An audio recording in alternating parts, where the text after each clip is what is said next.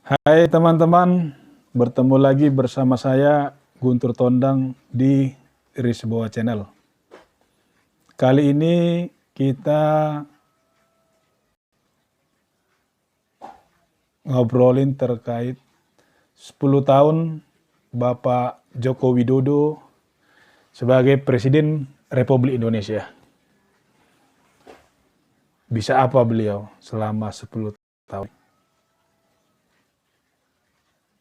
Apa yang kita ketahui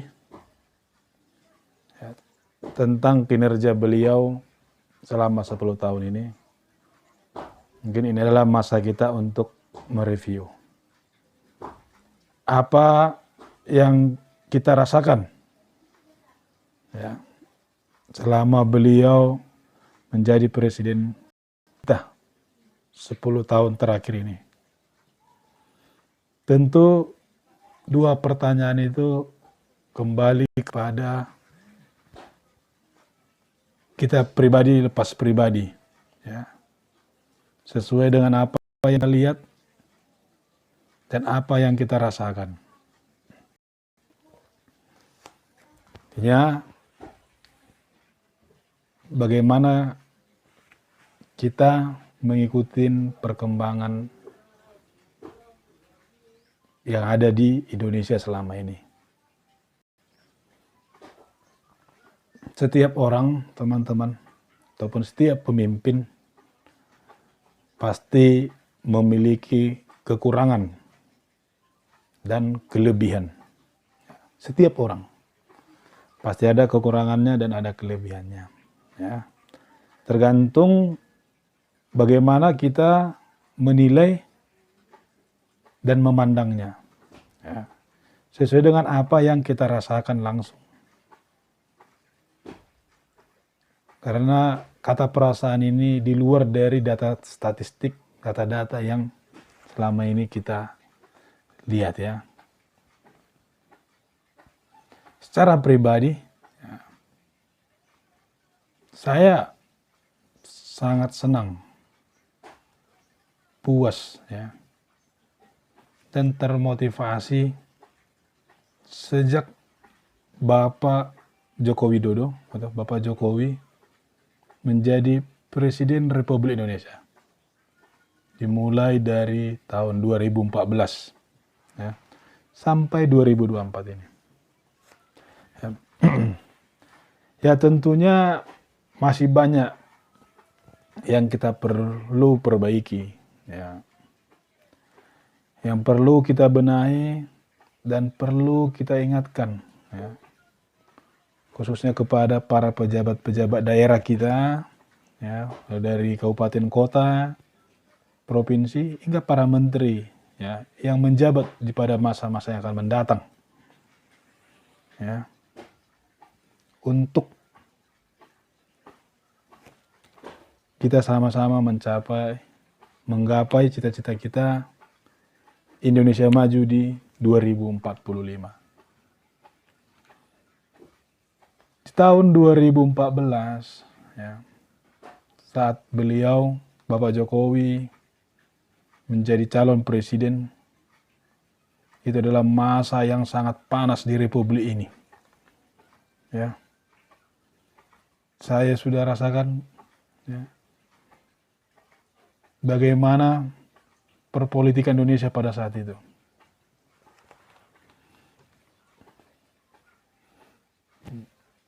Apalagi beliau orang kecil yang 2 periode sebagai wali kota Solo, yang dikenal sebagai tukang kayu, 2 tahun maju sebagai gubernur DKI, diusung sama Megawati dan Prabowo, 2 tahun menjadi gubernur, berhadapan dengan Bapak Prabowo Subianto. Ya, pada masa itu perpolitikan Indonesia sangat suram, apalagi dengan adanya black campaign-nya, kampanye hitam. Di tahun 2014 itulah mulai tersiar istilah kampanye hitam.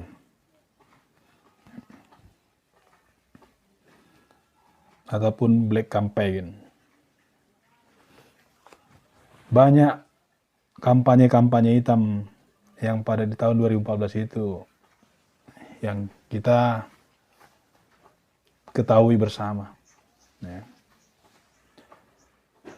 Mulai pertama beliau dituduh sebagai antek Zionis, ya, keturunan komunis. Kedua, beliau juga dituduh sebagai keturunan Tiongkok, akan beliau non-muslim, ya. Terus pada saat itu juga sudah muncul isu seandainya ini Bapak Jokowi ini bisa apa, ya, orang kecil, perpolitikan nasionalnya juga bisa dijengkalin, yang isunya ini akan diatur, ya, sama ya adalah salah satu ketua parpol, ya. Ini isunya dulu Jokowi itu penipu, pembohong, ya. Apalagi dan panasnya lagi di tahun 2019, ya. Mulai dari berawal dari isunya Ahok, ya. Jadi dulu ini 2019 itu beliau ini ditekan dengan isu tidak melindungi kaum mayoritas, tidak menghormati para tutua agama, ya. Namun beliau sangat bijaksana dalam mengambil beberapa keputusan-keputusannya, ya. Dan saya yakin masih banyak di antara kita ini yang mengetahui kampanye-kampanye hitam yang disampaikan, yang ditujukan kepada Bapak Jokowi mulai dari tahun 2019 hingga bahkan sampai tahun 2024 ini, ya. Hingga di akhir masa jabatannya juga banyak tekanan yang diberikan kepada beliau, ya. Bagaimana upaya-upaya mereka memisahkan antara Bapak Jokowi dan Bapak Prabowo Subianto, ya. Bagaimana mereka mulai menggoyangkan keluarganya, ya, dengan menaikkan isu dinasti. Dinasti bagaimana? Ya, Bapak Jokowi biasa-biasa saja. Nah, kalau kita memandang positif ya harusnya itu biasa-biasa saja. Cuman karena pandangan negatif, ya, pandangan-pandangan untuk membuat keruh masalah di masyarakat, ya. Hingga periode terakhir dia ini juga digoyang melalui anaknya, ya, Bro Kaesang, yang katanya nepotisme, ya, dititip kepada anak-anaknya bisnis-bisnis pemerintahan. Pakai terakhir yang naik jet pribadi, digoyang dari situ, digoyang lagi dari menantunya, katanya dia presiden, anaknya wakil presiden, menantunya pun mau jadi gubernur. Digoyang dengan istilah demokrasi Indonesia ini hancur karena dia. Sekali lagi saya sampaikan, ya, pada masyarakat umum, kita ini tidak ada istilah dinasti. Kenapa? Ya karena yang memilih kan masyarakat sendiri. Yang memilih Prabowo Gibran itu masyarakat sendiri. Ya kalau Prabowo Gibran dekat sama Bapak Jokowi, masyarakat menilai positif, yaitu kembali kepada masyarakat. Begitu juga ini, mau pemilihan Gubernur Sumatera Utara, ada Bang Bobi Nasution, menantunya Bapak Jokowi, dikaitkan juga ke Presiden Jokowi. Wah, dia ini untuk kepentingan keluarganya. Hingga ini tepat di tanggal 19 Oktober 2024, ya, saya buat video ini, banyak tekanan-tekanan yang diberikan kepada beliau. Nah, mudah-mudahan sisa 1 hari ke depan beliau sehat-sehat, Saya sangat salut beberapa program beliau berjalan, termasuk infrastruktur yang telah dibangun, dikawal beliau.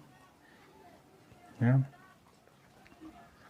Walaupun tekanan-tekanan itu datang silih berganti.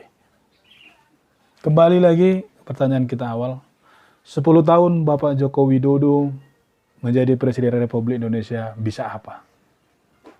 Menurut data saya pribadi, mengapa saya sangat senang, puas, dan bahagia terhadap kinerja Bapak Joko Widodo.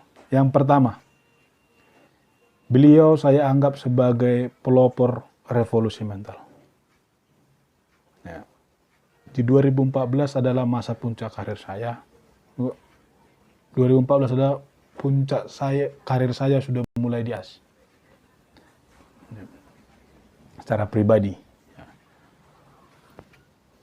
Pada saat itu saya ini orang biasa, tidak ada relasi yang dekat, pendidikan pas-pasan, kemampuan pas-pasan.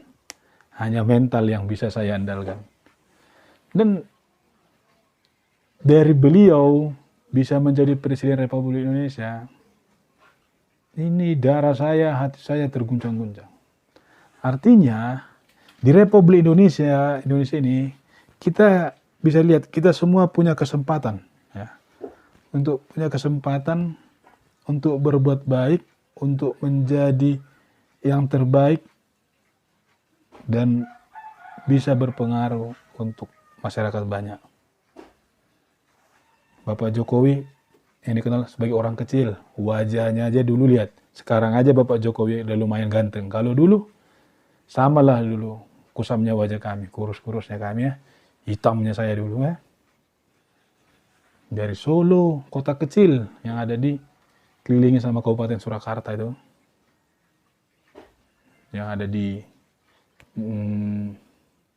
Jawa Tengah, ya, Solo Raya. Orang biasa-biasa, tapi bisa jadi presiden.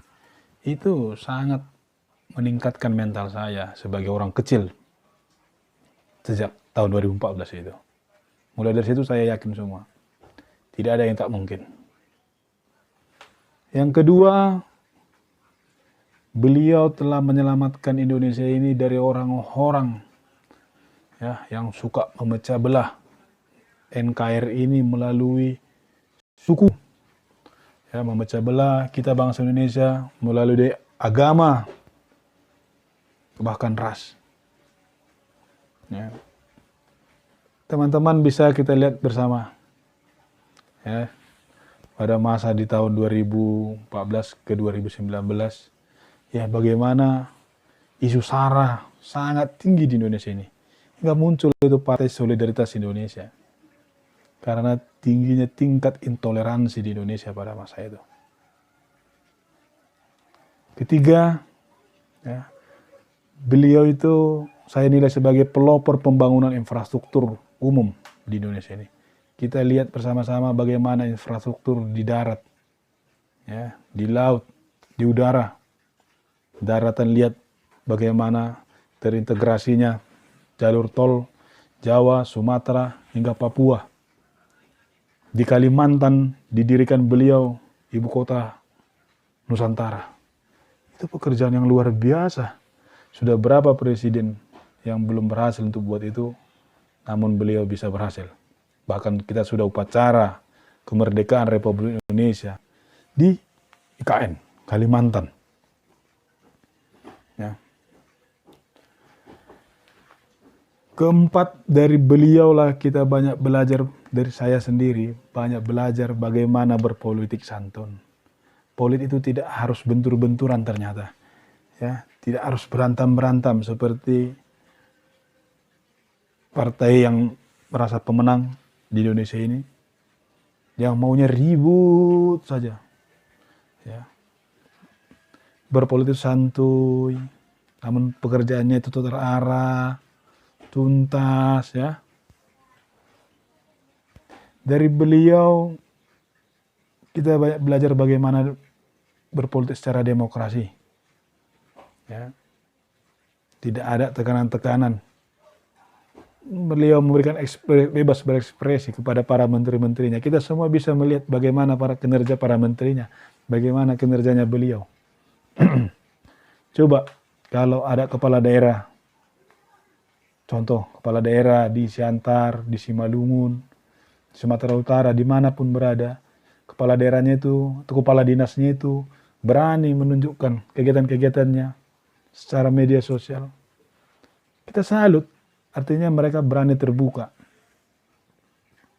Jangan tertutup, ini era digital.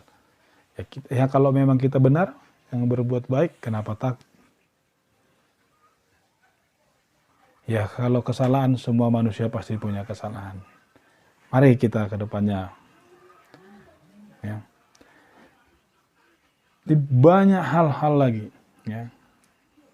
Yang dari Bapak Jokowi. Yang kelima itu yang saya sangat senang adalah beliau bisa mampu memindahkan ibu kota dari ibu kota negara dari DKI Jakarta ke Kalimantan. Itu membuat mental saya semakin bergairah. Artinya banyak tugas-tugas besar, ya, hal-hal yang besar, ya, yang dapat kita ambil dari Bapak Presiden Joko Widodo ini. Kita sangat berharap semoga tumbuh Jokowisme lainnya. Orang-orang seperti Bapak Jokowi yang memimpin di Indonesia ini, baik di kabupaten, kota, di provinsi, dan di level kementerian. Ya. Salam Bapak Jokowi, salam masyarakat Indonesia dimanapun berada, salam teman-teman yang menonton hingga pada titik akhir ini. Salam dari saya, Guntur Tondang, orang biasa-biasa dan bukan siapa-siapa. Dari daerah terpelosok yang ada di Sumatera Utara. Anak muda yang semangat menatap Indonesia maju di 2045. Terima kasih banyak Bapak Joko Widodo, 10 tahun mengabdi untuk masyarakat Indonesia. Saya yakin kinerja Bapak akan kami kenang di masa yang akan datang dan akan kami rasakan. Tuhan Yang Maha Esa memberkati kita semua.